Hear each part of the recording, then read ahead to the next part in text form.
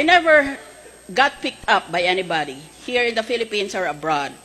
But now I know that there are certain pick-up lines that would prove irresistible to young people of this generation.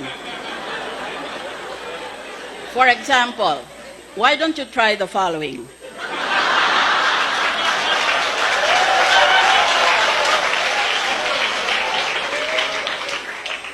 Kung magkakaroon ka ng sariling planeta, gusto ko ikaw ang axis nito. Para sa iyo lang iikot ang mundo ko. Sana Facebook status ka na lang para pwede kitang i-like. Ibenta mo na bahay mo. Tutal, nandito ka na, nakatira sa puso ko. Sana naka-off ang ilaw para tayo na lang mag-on.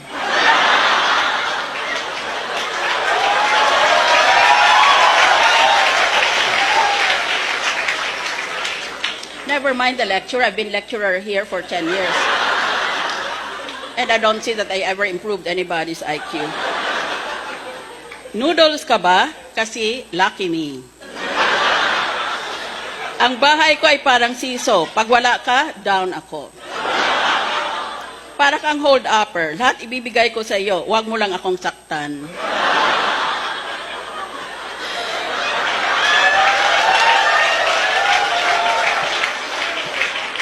Ang galing mo din, ano? Di mo pa ako binabato, tinamaan na ako sa iyo. Maglaro tayo ng kahit ano, wag lang taguan. Kasi a girl like you is hard to find. Sana exam mo na lang ako para sagutin mo din ako.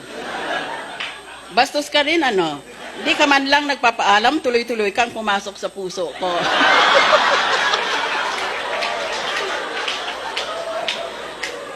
Google ka ba? Lahat kasi nang hinahanap ko, sa iyo ko natagpuan eh. Hindi ko alam ang katapusan ng universe, pero alam ko ang simula, you and I. Nakalimutan ko ang pangalan mo eh. Pwede bang tawagin na lang kitang akin? So dumb.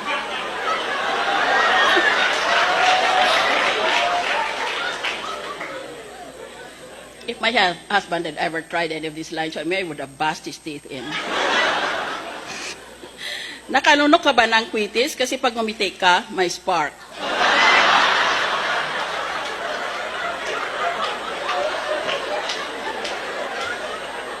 This is what Dr. Bienvenido Cabral said to Dr.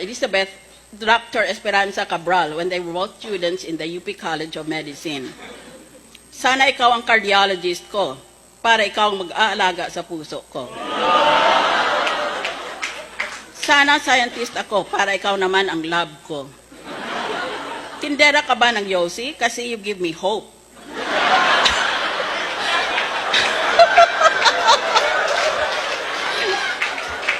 Kasi you give me hope and more. Para kang cactus, kasi handa akong masaktan, mayakap ka lang. Pag wala ka, ang buhay ko parang lapis na hindi pa natatasahan. Pointless.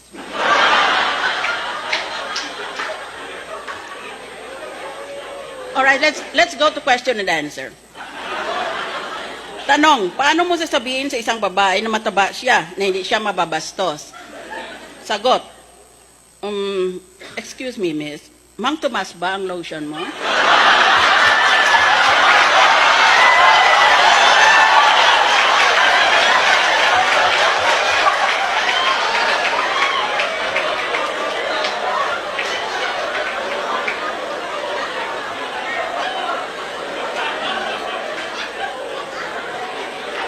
Guy 1, kumusta ang exam mo? Guy 2, puro blanco. Guy 1, patay.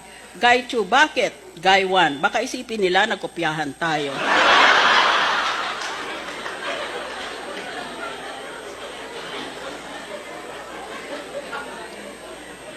I never thought I would enter politics when I was studying so hard here in UP to prepare for my professional future. I always thought that I would someday be a rocket scientist or an astrophysicist or even a lion tamer. But I never wanted to enter politics. I was simply forced by circumstance. And I am afraid I was seduced by the young people of this country.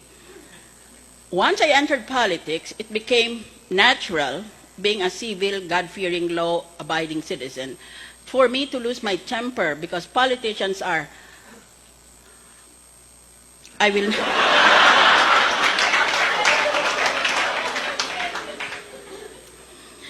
so, kailangan kong minsan sa politika para lang mabuhay ka, to survive, if not to prevail, kailangan magmataray ka. Kaya lang, iba naman klaseng taray ito.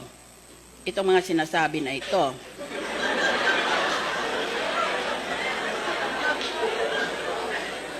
Hindi ko sinasabing maganda ako. Ang sinasabi ko lang, pangit ka.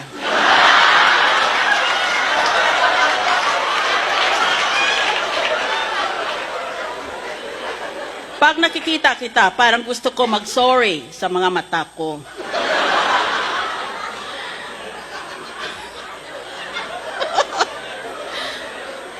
Wife, ibili mo akong bagong bra. Husband, huwag ka na mag-bra. Maliit naman boobs mo eh. Wife, bakit ikaw nagbi-brief?